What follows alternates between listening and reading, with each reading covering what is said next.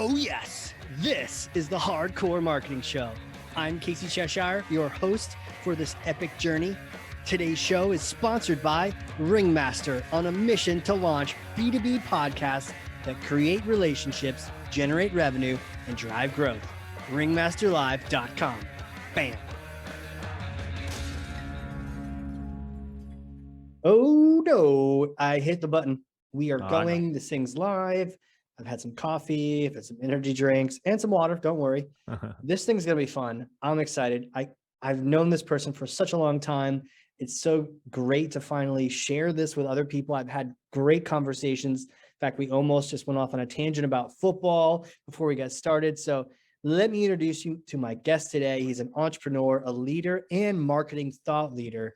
He actually has a passion for the forgotten marketers. You know who you are. Mid-market, B2B.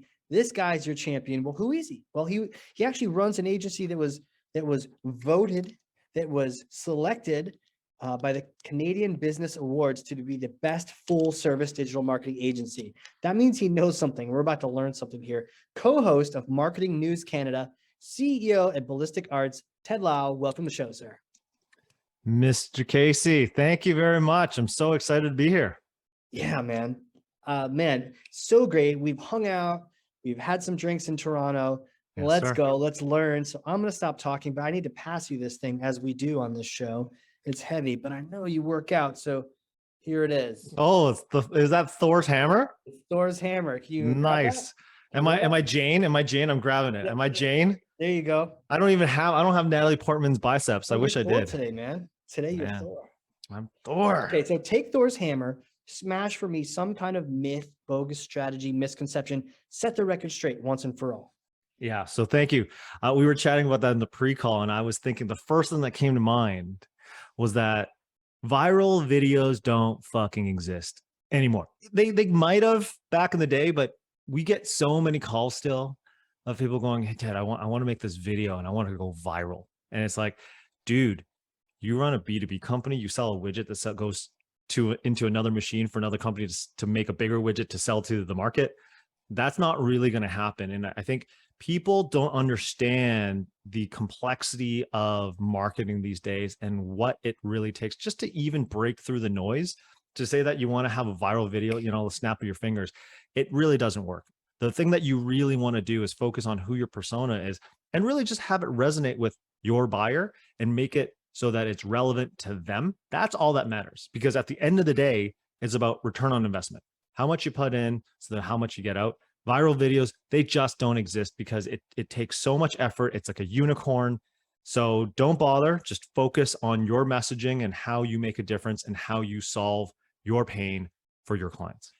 Oh man, it sounds like it's a distraction. It sounds like we see a commercial or we see that reel on YouTube or TikTok or whatever platform. That's right. Like, oh, that seems so simple. I bet I could make that. But the simplicity of it, I mean, as soon as you start trying, that's when it starts being super lame, right? And you're the adult trying to look like you're 20 years younger, trying to be hip, throwing out fire, throwing out all the language.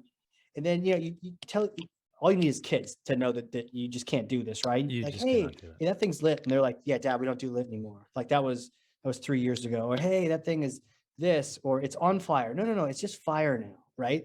Like you can't just sort of invent these things. And I love that you highlighted, especially if you're that group that you champion for, man, that mid-market B2B selling those little widgets, that's not sexy. You're not going to be able to manufacture a viral video. So why do people get caught in this trap? Well, I think it's because it's kind of like, I remember many years ago when we went to watch The Lord of the Rings with my sister. My sister comes out and we're like, wow, that's such a great movie and all this kind of stuff. Yeah, it was done by a computer. That's what she said. That was her response. And God love my sister. But the fact that because you don't necessarily understand the amount of production value that has to go into something, you just kind of pawn it off like it's easy. It's snap of the fingers, right? Yeah. So many of us in marketing have had clients that make some request like it's this easy, nonchalant thing when it's like, in fact, oh yeah, you know what, just redo my website. I need it tomorrow. Like that kind of thing, right?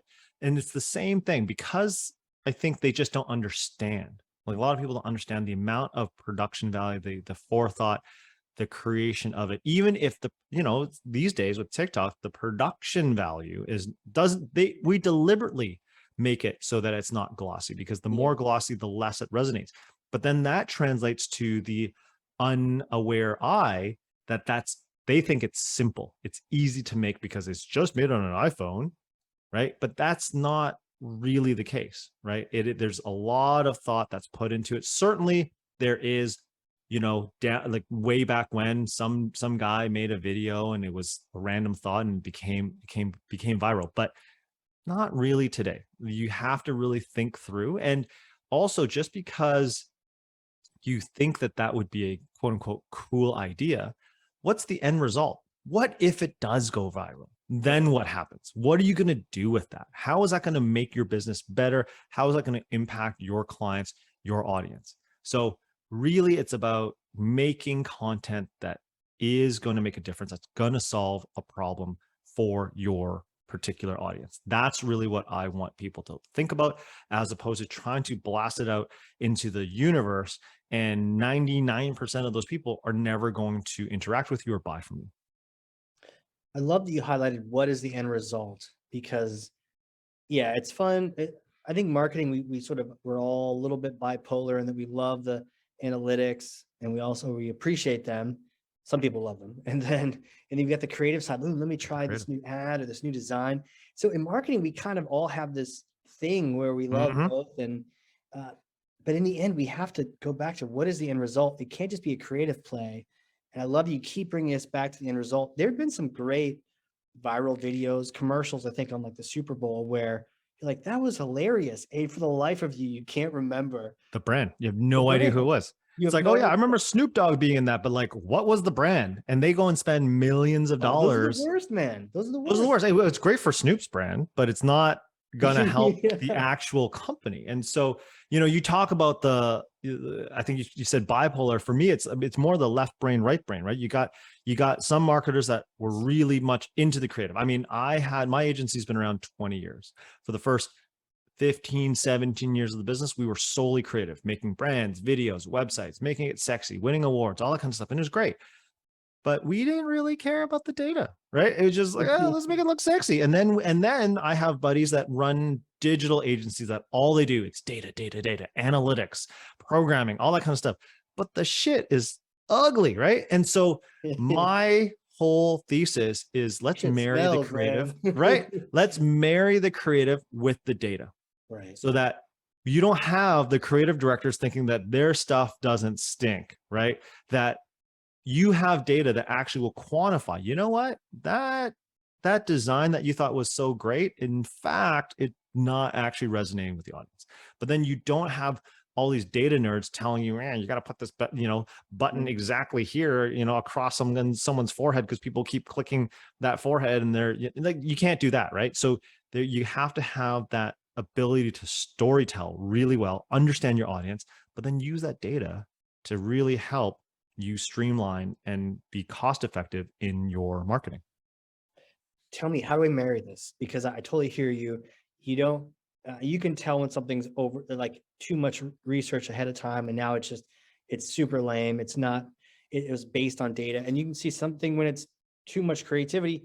How do you marry that? Is it chicken and egg? Who comes first? No. Well, so what really comes first? And that's a great question, right?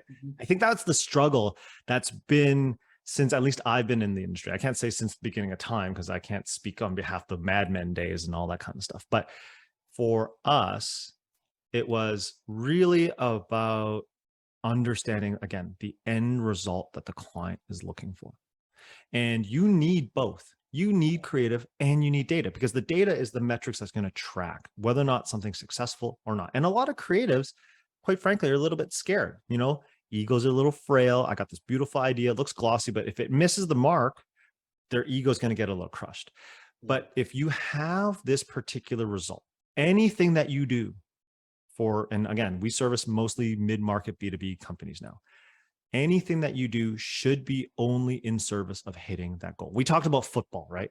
There's a lot of things that you could do with football, but at the end of the day, it's to win a championship. So everything that you do should be about winning the championship.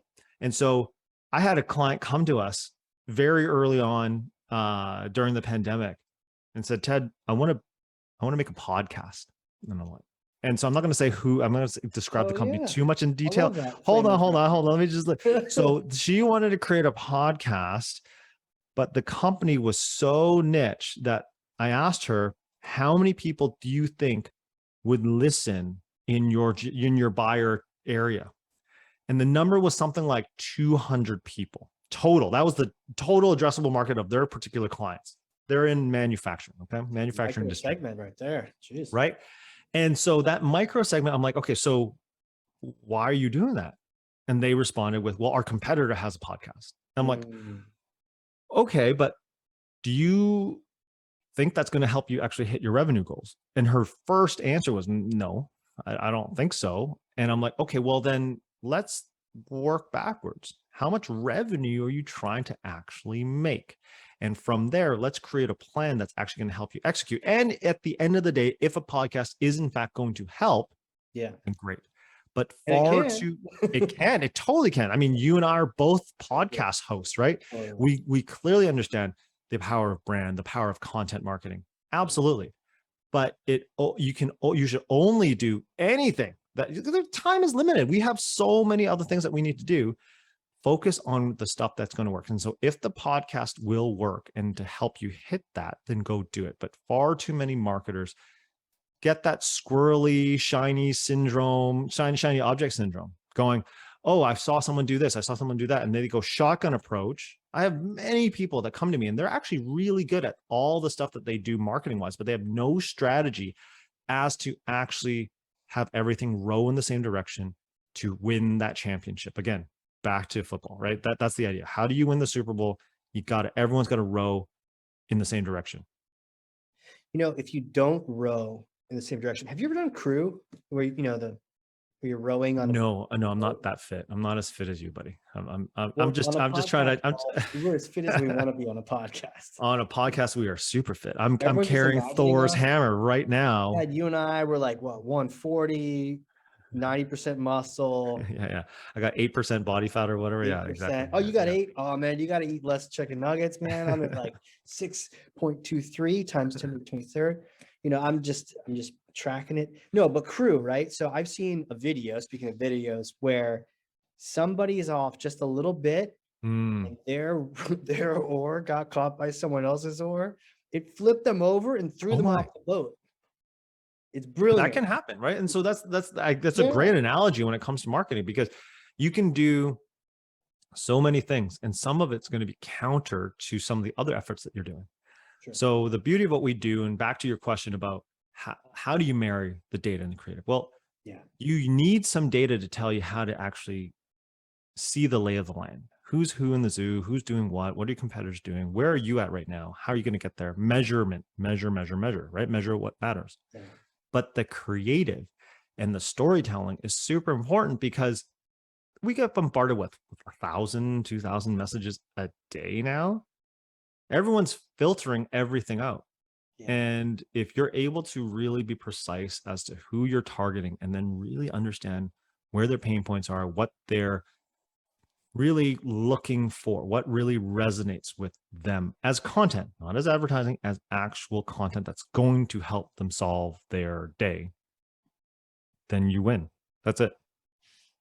It's a winning recipe. And I think I want to circle back around to something you said early on for the Lord of the Rings reference, which, by the way, just sends my mind off. I'm watching her holding the Hobbit, and if you want him coming Middle Earth, baby. Yeah, no, totally. Southlands, right? Southlands, yeah.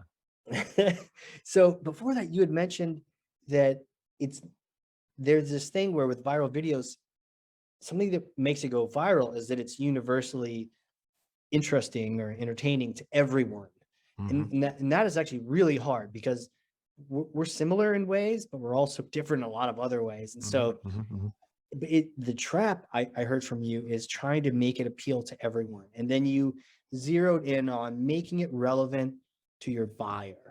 And who cares if the 99 had said like it? What you actually want is you want your people to like it. I want that 1%. Yeah. I don't care about everyone else. I want that 1%. Well, I was thinking about viral videos today. And remember that Dollar Shave Club viral video, but it was like a super well produced video of a No, gentleman but that I've was. used them and it cuts your face up. It cuts your okay. So I didn't see. I was gonna say, how many people do you know that has actually used Dollar Shave Club? Because I don't know anyone that has actually purchased this product. But there was a time there where I had many a client, and this is going back probably a decade, I think, where every client that came to me asked me, "Can we do a Dollar Shave Club type video?" Really? Yeah, and it's like, well, we can, but have you used the product? No. So then what's the point? Right? Like, you get what I'm saying? Are you a customer? You just thought it was cool. You just thought it was cool. And so maybe it was. it was extremely cool. And I would rather go the way of Gary Vaynerchuk, right? Our guru in our market, right? Gary in our V. industry. Gary V. He is a Jets fan, so we can't give him that much love. Yeah. But he does talk about, giving really good content, right? Having content that really works, that really resonates, and keep giving that, right? The jab, jab, jab, however many jabs, and then the right hook. But give the jabs. New York reference, jab, jab, jab. Yeah, right. Exactly. And so you got like, let's do that. Give content, give relevant content that's not going to talk about how great you are, about how many awards you won. No one gives a shit about that. They're the hero in their lives right now, right? So your content is supposed to help them, the hero in their lives, win. So what can you do in that vein? And if you do that enough, you're going to end up becoming that trusted advisor online. And then you win. I love that. Trusted advisor. In solving their pain. Solving their pain. How do you figure out what their pain is? Well, so for us, we're not a very large agency. We got about, maybe 20 awesome professionals on the team. And so most of the clients that we work with are B2B, mid-market, but they're professional service provider firms, distributors, manufacturers that have been established. They're the guys and gals that have hit a ceiling. They can't scale. It's either the owner or maybe a CRO or a biz dev person trying to shake hands, kiss babies, go to trade shows, networking events, but they haven't been able to really excel at all on digital marketing. And so how we help those folks is we first find out from them, who are your key favorite clients and why, and who would you want more of them? Describe them, but don't describe them like, oh, it's Casey's 140 pounds and has 6% body fat. And not that. I don't need that, right? Damn right. But what I want is the psychographics. Okay, so when Jane and Billy came to you, ABC company came to you, and you love them, they love you. What did you do? Why did they come to you? What was the risk that you helped them mitigate? What was the problem that you helped them solve? And sometimes a lot of our clients come to us and going, we're the best at this because we're really good at, I was talking to an HR consultant. They were like, oh yeah, we're really good at recruitment and we're really good at creating structure and growth for companies internally. Okay, that's great. Let's turn it on its head. Let's look at it from a pain standpoint, right? We use words like worried, frustrated, concerned, upset. And so if they didn't use you for being you're an HR consultant, what would they be upset about? What are they concerned about? Well, they'd probably be concerned that they're wasting a lot of time, energy, and money hiring the wrong people, having the wrong people in the wrong seat. And that's costly, that's headache, that's time, that's reputation. So we ask them to help us understand how they've gotten to where they have with their clients. And then we flip the messaging on its head to talk about pain points. And then from there, we test messaging. We're not always right. The clients sometimes aren't always right. So we'll test like 3 or 4 different use cases. We'll put it out there, A/B test, and then see what comes back. Almost like a voting machine. Let's see what happens. It's the best. I mean, we do it ourselves. Like right now, my tagline at ballisticarts.com was written by an AI. We have 3 of them right now, and we're testing it. Our brand at Ballistic Arts, I don't know if this is video or not, or maybe it's just audio. Video and audio, yeah. It's video. Okay, so you see this background. And I was telling you earlier that this background was actually, this brand was something that my team came to me and said, Ted, our brand, which was not this current brand, an older brand that we had when you and I, Casey, met in Toronto. It was an older brand that I love. They're like, it's old. Like, I'm the old guy in the agency, right? It's old, Dad. Like, no, we don't want that. Okay, so, all right. So I said, let's just test it. Let's test it out there. Did so you they throw gave it me, like, but this old brand is lit. Did you say that? this lit, right? It's so dope. It's so dope. And so, It's so dope. it's so dope. And so they decided to create 3 or 4 other brands. We tested out there in the marketplace, right? Spent a few bucks on just seeing how many click-throughs and all that kind of stuff. And lo and behold, this is the brand that came out. And you're not the first to tell me how awesome and how great this brand looks. Like, I don't solicit it. People just hop on wow, that's awesome. Right. I totally said that like 3 seconds into it. I'm like, dude, that background. Right? And for those listening, his background has this like explosion of color, like you're doing one of those fun color runs, and you just have these like exploding colors all over this 20 years emblem in the back, and it looks great. So if you didn't know, like we have these shows on YouTube as well, so you can see the full video on YouTube. Eventually Spotify will probably carry video for us. But yeah, go check it out, because it's just this amazing thing. And as soon as Ted got on, I was like, dude, and I'd seen it before and I couldn't help myself. I was like, I love that. And that's the beauty of the test, because we maybe had like 1,000 or 2,000 people visit the various landing pages. Yeah. And with that data, this was overwhelmingly the favorite. And now whenever I hop on calls, just people will unsolicited feedback. It's like, this is awesome. I love your background. It's a great way to start a conversation. Yeah, that's absolutely right. Great way. It's not, oh, hey, nice to meet you. Hey man, love that background. Hey, thanks. Yeah, and then let me tell you about the A/B testing and what we did and and our brand. Yeah, we're using our own technology and our own strategy. Exactly, awesome. Exactly. Dude, where do you go to learn? I know obviously you're learning from doing, but do you have any books you've been reading lately, or any sources or podcasts that you love to just consume and learn from? So continuous improvement is one of the core values at Ballistic Arts. So I listen to a ton of different things. I read a ton of things, and I leverage both fiction and nonfiction. So, obviously got to plug the podcast Marketing News Canada. We're the #1 podcast in marketing, advertising, communications in Canada, the Great North. Hell yeah. And I love. Can you swear on that podcast, by the way? So you as my guest can swear, but whenever Ted says fuck or shit or whatever, the producers will beep me out. so I don't, apparently I do swear, and then they beep me out, but the guests can do whatever they want. Do they dub it in French as well? They don't dub it in French. And that's absolutely illegal, honestly. That is something that we quite frankly do need to do, because we are at the moment in an English only podcast, because all of our hosts really only, I speak French, but I speak like drunk French. If I'm, drinking with you, I'll throw a few words. I got to hear this. Right. It's all good. But I wouldn't be able to conduct a podcast with any sort of clarity, cohesion. Right. Other things I listen to. So I do a lot of leadership listening and kind of self-reflection stuff. So Ryan Holiday, great author. He talks about stoicism and stuff like that, and it's really gotten me to kind of figure out a little bit for myself my mental health. And so this book called The Obstacle's the Way, it basically changed my life.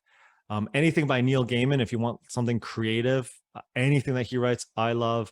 Tony Robbins wrote a book called Life Force that I listened to recently, that talked about, and you got to think, like, as marketers, as peak performers, or whatever you want to call us, like entrepreneurs, a lot of us think that performance is just in the mind, but like there's a lot of things that you got to think about, like rest, nutrition, those kinds of things, meditation, that actually helps your performance. TB12, Mr. Tom Brady, TB12 method is something that I read and I've deployed into my business, into my life. I have a new book that I haven't read yet, which is Bill Gates' How to Avoid a Climate Disaster. That's really helpful. And yeah, those probably just, I guess Bill Burr. Bill Burr's got a podcast that I listen to. It's funny, but that's not really anything that, it's more for me when I'm just sitting around doing nothing. I'm going to watch. He's like a lighthouse of free speech out there. He will say anything and everything. But it's always so clever and funny, even though like he pretends like he's dopey and like an idiot, but his Oh stuff no. is so laser Oh yeah. smart. He's laser. He's laser. Yeah, Absolutely. Yeah. man, so good. Where do you see this going? I mean, I feel like you're at the forefront. Where do you see marketing going? What are you excited about the future? You know what? I was at a conference in August of 2022 in Whistler, Canada. It's like It a was month ago. like a month. Well, I don't know. Like I'm trying to keep this evergreen for you, my friend. Maybe Evergreen people will watch this content. for us right in the future.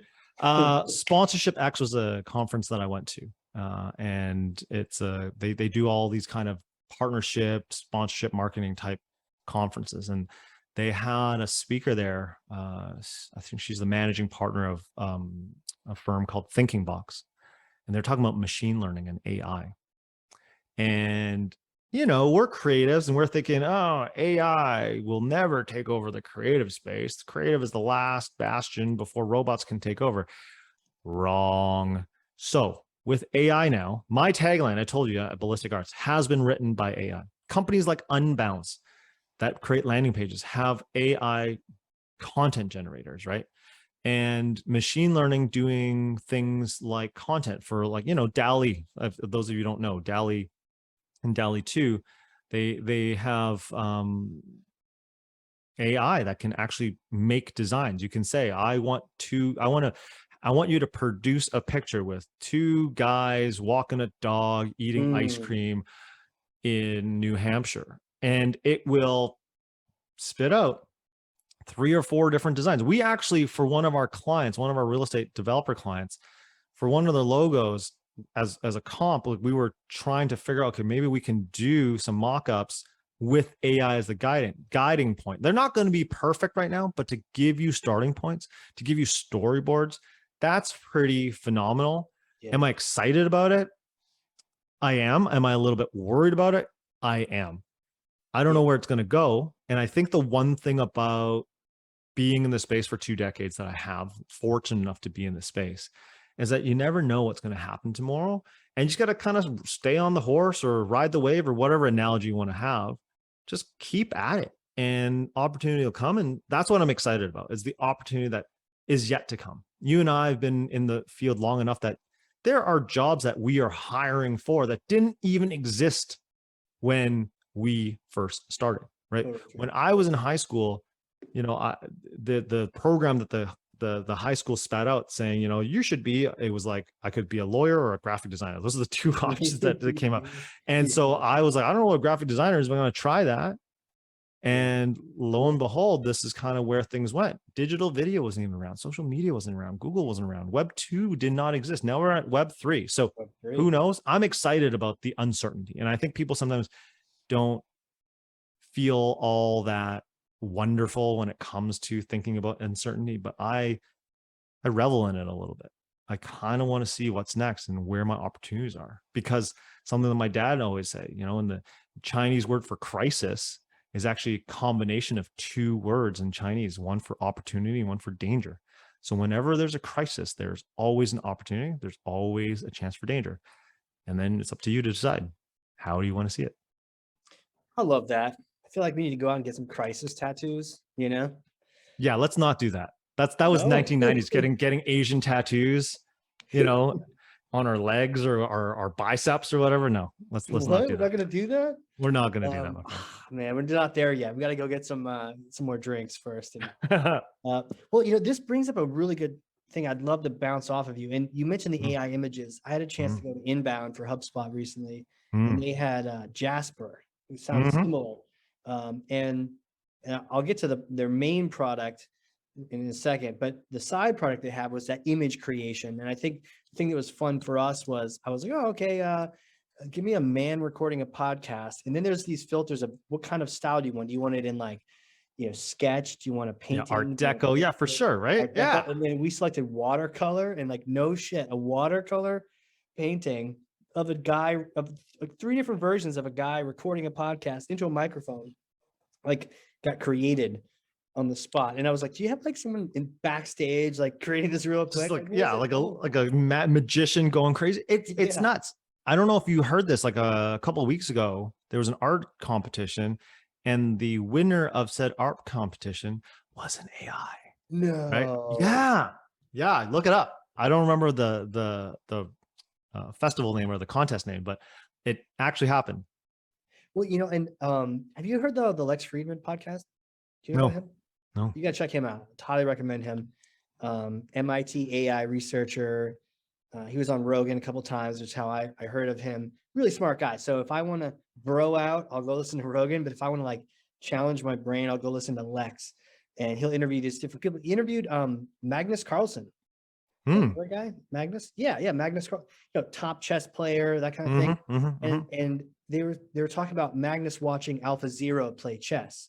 And so here you have one of the best people in the world watching and analyzing how the computer is playing winning chess. And the question was like, were you surprised by that? Were you impressed? Did you learn anything? And one of the things that he said was he was surprised by AI's ability or its willingness to sacrifice a piece, and how as a human there was this emotional thing where if I'm going to sacrifice a pawn or knights or something, I'd like to at least get the position now or soon, or get my own piece from you within 3 moves or so. But he was playing this like 4D chess, and it would sacrifice this piece you would never sacrifice, so that 20 turns later you were set up for failure. And it was very impressive how I was able to do that. So yeah, I'm with you. It's exciting seeing where all this is going. But Jasper, right? They're pitching us, they're showing us it will write your blog post for you using AI, right? You tell it. One of the examples was, okay, write a blog post about how to prep your guest before a podcast, right? What are the best ways to do that? And it came out with 3 titles. The 7 ways to prepare your guest to interview on a podcast, right? And then intro paragraph, boom, intro paragraph out of nowhere. And then create a list. It created a list of 7 things. Now, did it scrape a million other places? Did it scrape your competitors? They do have a plagiarism button, but I will say the plagiarism button didn't work on the demo. So I don't know. But is this live? Is this in market yet, Jasper? Yeah, Jasper. But here's my thought, right? Is if you're just creating a blog post to create a blog post, then that's exactly how you do it. But for me, if I'm trying to teach people how to really do, in this case, podcasting, right? What do I think are the 7 best ways? What do I think is most important to teach you about how to prepare a guest for a podcast? There's like real knowledge, and then there's this fake shit that makes a really good blog post to get you good SEO. Yeah, that's right. So in my mind, I wanted to bounce this off you. Here's the question: like, is it what should people do? Should they hold out for real thought leadership? Should they fake the shit out of it, but it looks like a great blog post? It was so easy, man. In like 4 or 5 clicks, we picked this whole blog post, 750,000 words, and we invented none of it, right? Or you actually figured out the damn right thing to do and you write it. Like, where do you sit on that spectrum? Oh, hell, man. I'm a little bit of both, quite frankly, because from an SEO standpoint, a content strategy standpoint, hell, like if I can save my clients a whole bunch of headache, time, and money by having an AI just spit out 750 words in an instant, and I just got to copy edit that all day long. However, now this is just, one guy who's not an AI, at least as far as I can tell, saying this, that, passion and experience does provide a difference, and AI is simply an aggregator from what I understand, right? It's an algo that takes all the data, crunches it, and then spits it out in something that you can comprehend. And at the end of the day, I think experience, empathy, inspiration, motivation, those kinds of human traits, the AI hasn't done yet. I don't know. We'll see. I mean, Sophie was pretty terrifying when you saw her talk to Tony Robbins or what. Robot. Yeah, right. That has she has a citizenship in Hong Kong or something like that. And it's get like, out of here. Yeah, I think so. I think that's where her citizenship is. But either way, it's like the stuff that she responded with, you're like, oh, I don't know, man. Like for me, the experience and the thought leadership is more when you're doing stuff like this, right? Like, you and I talking about our experiences, what we're doing the TED Talks, going to the forums, all those kind of stuff. Writing a book too. But I mean, authors have ghostwriters. Why not have an AI ghostwrite for you? And then you can pick and choose, because it's not like the AI is telling you what to do. You're telling the AI what to do. And then you can curate whether or not you want to make that as part of your content strategy or not. That's up to you. But I think it makes it a whole lot easier. And that's what I'm looking forward to. Yeah, I think I would be happy if you can feed it some, or I don't know. Like, I guess I'm sitting in a place of like, I want to be a thought leader. I'm going to write a book on how to do B2B podcast interviews. Like, I'm going to curate this thing, but technically it's scraping it. So I think as long as you build in some steps to own it, or to, I don't know. I think you'd also put in your own flavor, right? Like Casey has Casey's style, right? Ted has Ted's style, and that's what people will still resonate with. Right. If you're going to make something, though, there's a box where you can tell it what kind of voice to write in. Professional, silly. I put flirty. I was like, well, what's going to come out if I put? And what happened? Hey, it was a little bit more fun and less formal. It wasn't like, hey, big boy, trying to prep your podcast guest. No, it was like, oh, are you trying to prep my? So it was like just upbeat. I think probably found a synonym that it understood. Yeah, and you know what? I think that there's nothing wrong with that. You know, they if they're able to do that, great. And I still think that, you know, a lot of us are not authors. If this gives us a leg up to then give back and contribute to the society, the greater society, I mean, yeah, why not? There's so many people that have great ideas that aren't able to execute for whatever reason. If this gives them that leg up that they can finally write that book, yeah, do it. You know, apparently there's a fiction writer that's written the book almost entirely using this program, like a fiction book. Well, I wouldn't be surprised at this point. Wouldn't it be funny if you just wrote an entire B2B book using the system? Why not? Why not? I mean, give it a shot, give it a whirl. Who knows, right? But now, then if you're using Jasper, which is technically owned by HubSpot, and then you're generating that content, who owns that IP? Right. So then I mean, I don't know. I don't know. I actually don't know the answer to that. That's above my pay grade. Yeah, same. Well, dude, I've known you for a bit.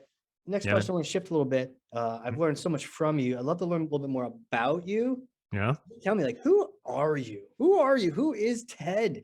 Can you take me back in time, like many moons ago, little Ted? Did you always know you're going to be an entrepreneur, absolute ass kicker? Like, what's the deal? No, man. So great question. I actually, funny enough, was hosting a podcast for Marketing News Canada, and it was with Sina Bayaskalen. Hopefully I didn't mispronounce her name. She's the head of partnership in Asians in advertising. And she was asking me, she actually, as my guest, asked me, how did you get to where you are? Because there is a ceiling, at least that they're saying in advertising, where a lot of AAPI professionals are hitting. They're not in leadership roles as much as they should be based on stats. And so she asked me this question. She's like, did you always know you're going to run your show, your own business? And you know, did you do it because, you know, it was tough to get into the corporate world? And my answer was absolutely not. I never wanted to work for somebody. I grew up in a family where my parents were both immigrants, and on my dad's side, I grew up in Coquitlam, Canada, man, in a suburb of Vancouver. So I grew up in the 80s when it was like me, the Filipino kid, and the Italian kid were like the only three non-white kids, right? And so, but I didn't know any better. I knew that I was different. I spoke a different language, but I spoke fluent. I learned English from Sesame Street. You know, Mr. Bert and Ernie and Big Bird and Snuffleupagus, right? What language did you speak? Cantonese, right? Cantonese. Cantonese. So my parents are from Hong Kong, and they met here and raised me and my sister in the suburbs of Vancouver, in a small town. Like, it was a small town feel, you know, fairly blue collar. And, you know, my dad would have to take a bus, take him 2 hours to get downtown to get to work at the bank and then come back, all this kind of stuff. And so I did have influence from my aunts and uncles, my grandparents. They all ran their own businesses. For one or another, they were more shopkeepers, and they were more solopreneurs, realtors, you know, whatever the soul, like seamstress. And I always had this inclination that I'm going to run my own business. And then a few years ago, business, when actually you and I met for the first time, business was not going so well. And then I was actually doing a lot of self-reflection. And one of the counselors that I was talking to actually told me, go talk to people that you know in your past and see, you know, what did they see in you? Do they think that you would have become an entrepreneur? And so I actually asked my dad, I'm like, Dad, did you ever think when I was a kid I was going to run my own business? My dad's like, well, not really, but I did know that you couldn't work for somebody.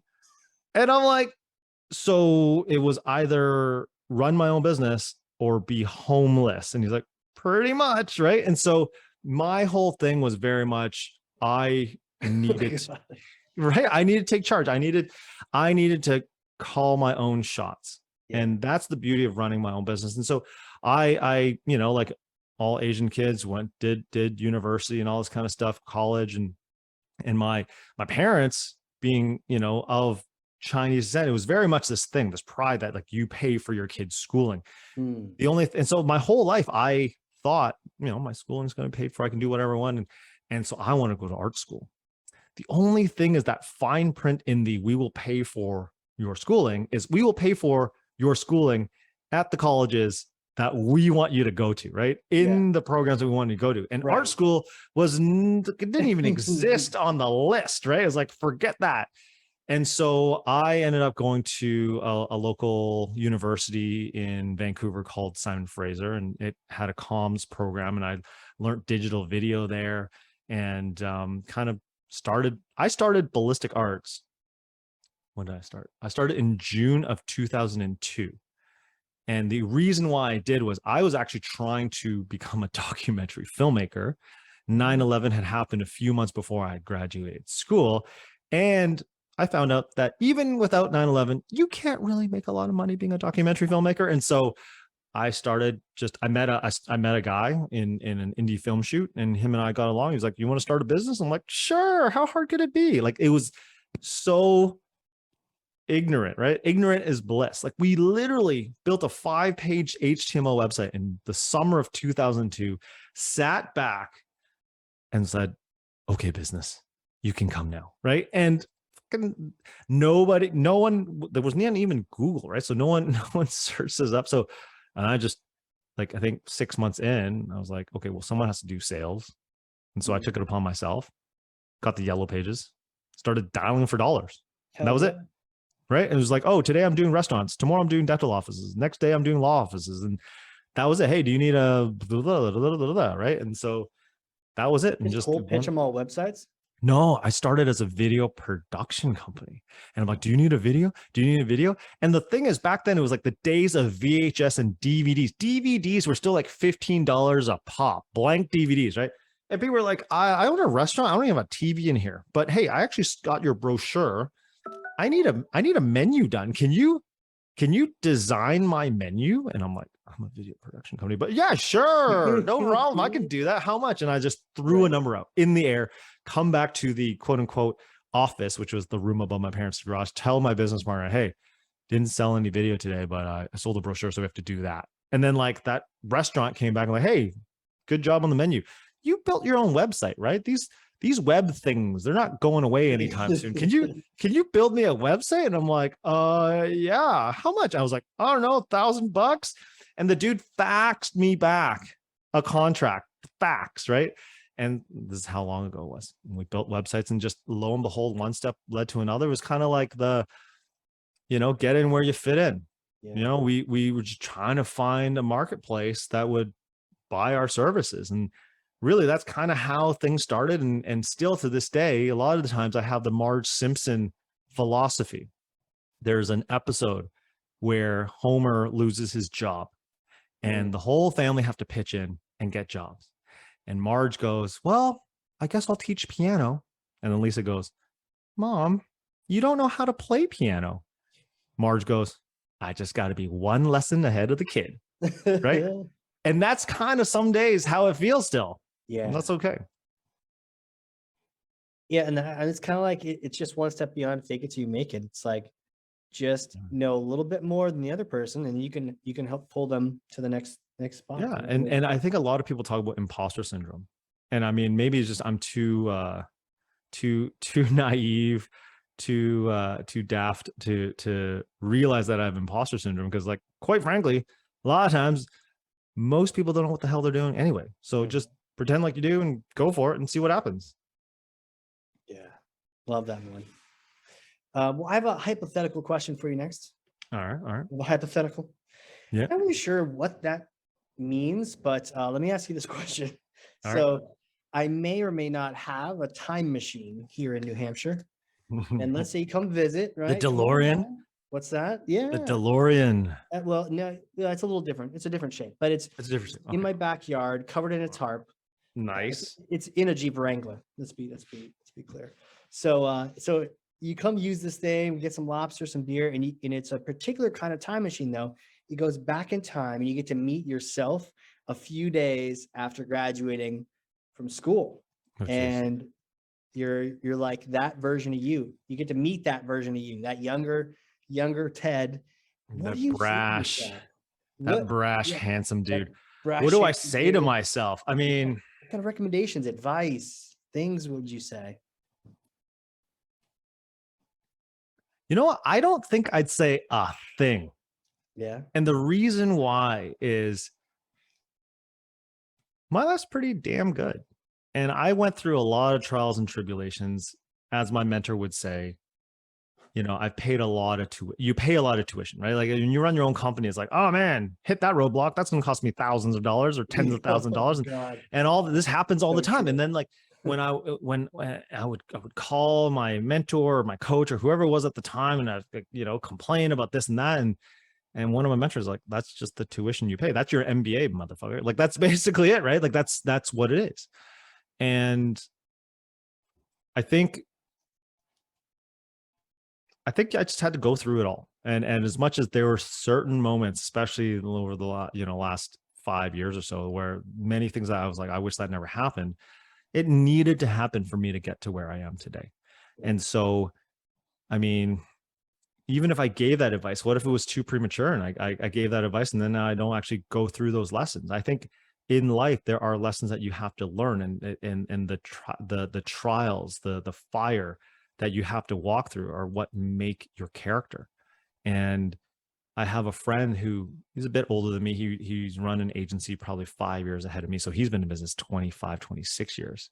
Good. And he said that like life is kind of like you're on this ever expanding, like imagine you're on a record player and you're kind of on this and you're going round and round and round. And there's these lessons, these kind of little bumps in the road. And that if you don't know how to get through that obstacle, it's going to come around and you're going to bump into it again. And you can come around, you'll bump into it until you learn from it. Then you can expand out, and then there'll be another bump and another bump. And I've always thought about that is like, because a lot of the issues that at least I've experienced, I don't know about your listeners, a lot of times that I get stopped are similar things. They're not actually that different. It's because anywhere I go, I'm the person that's the only constant. And so how I react, how I see a particular situation, that's on me. And so it's about me learning from that particular situation. And if I can, and I do, then I grow for it. I grow out of that. And I don't think I would go back in time and give myself a whole lot of advice, because I think I needed to learn those things, and it shaped who I am today. Man, you are a legend, and you're also the first person. I believe you're the first person who would not say a single thing. I just was imagining younger Ted just being like, all right, old man, what do you got for me? And you're like, nothing. You'll see. Walk it, bitch, walk it. Right. Because I think had you asked me maybe 3 years ago, there's tons of stuff I'd say. Like, but oh, now man, that watch out for this, watch out for that. Yeah. Yeah. And now I'm like, well, think about it. Like, as parents, you can't tell your kids to not do this and do not do that. And those are the helicopter parents. Yeah. I want my kid to scrape her knee. I want my kid to learn from this, right? Obviously, I don't want the really terrible things in life to happen. And there are things that, it's just rites of passage. Have you taught them to ride a bike yet? Oh, she's turning 13, so she knows how to 13? ride Okay, a bike. yeah. She knows how to boss me around and all that kind of stuff, and yelling at you. download the apps and all that. No, she's not yelling. She's very polite. She's a very, very polite, cordial young woman now, I guess. And it's I'm very proud of her. It's just you know, she's got her lessons to learn, and I'm gonna be there to support her, but I ain't gonna I'll be there for her. I'm not gonna walk through the door for her. I'm gonna be there for her to walk through the door herself. I remember when teaching my son how to ride the bike, I specifically had this moment because for a while I was holding the back, running behind it, right? In flip-flops, looked ridiculous. But like holding on and running with him as he's pedaling. And I remember being like, okay, he's only going to get as good as you letting go. But if you let go, there's the percentage of him crashing is pretty high. You know, but if you, and if you keep, and actually, there's a couple times where me holding on was actually throwing him off balance. Yeah. And so not only was I preventing him from growing, but I was actually making it worse for him. I remember him being like, okay, you let go, Dad, because like you're kind of screwing this up. And it's like, I gotta let go of this thing. And I just remember that moment being like, oh, that's a great moment. Yeah. That's a great moment. Dude, how can people connect with you? They want to do some work with the best agency in Canada. All the things. How can they connect with you? What kind of? Well, for one, best agency in North America, my friend. So we have presence all over. So yes, we've won awards in Canada, and we have a lot of clients along the West Coast, right? The best coast, as we call it. And so ballisticarts.com, best way to get a hold of us. You can check out Marketing News Canada, marketingnewscanada.com, if you want to listen to some of the world's greatest marketing minds. And you can check me out on LinkedIn, Ted Lau. There's really, I think, only one. I think I've tried to Google Ted Lau, and I think there's a doctor, obviously, somewhere in the States, and there's a photographer, funny enough, in Hong Kong. He actually, you know, him and I go neck and neck on Google when I do a Google search. So I'm not the awesome photographer. I'm the small business guy. Something tells me you've got the chops more than the doctor or the photographer to dominate that SEO game. I might, but I really, I think it's a little too self-serving if all I'm doing is spending time SEOing myself. So I beat these two guys. So I've kind of left it, but I probably might have a few more chops. Maybe when the book comes out, it's a hobby, you know? Like, let me see. Yeah, maybe I'll get my AI to do it. Maybe I'll get my AI. Yes, you can have a bunch of blogs on your site you didn't write. Yeah, cool. Exactly, man. Awesome, dude. Well, thank you so much for coming on here, dude. I've learned a ton. I've had so much fun. This is one of those podcasts where not only have I learned, but I haven't laughed as much in a long time. So thank you for just being chill and teaching me a bunch of stuff and reminding me about what's important. Namaste, my friend. I mean, really great to reconnect, and you know, all the best to you and your listeners at the Hardcore Marketing Podcast. Hell yeah, we're have to clip that. Turn it into like the intro. Intro, baby. Intro. Okay, now can you say hardcore marketing like you mean it? Hardcore marketing. Nice. Well, there it is. So, man, if you listen to this and you learned something or you laughed as much as I did, share this episode with someone else. That's thought leadership. 1 person, 9 people, 3,004 people, whatever. Get this good, important information to other people's hands. Reach out to Ted, not the doctor, not the photographer, but the absolute badass that I just had a chance to interview. Ted, thank you so much for being on here. Thank you, Casey. All the best, everybody. Be well. All right, everyone. This has been the Hardcore Marketing Show. We will catch you all next time.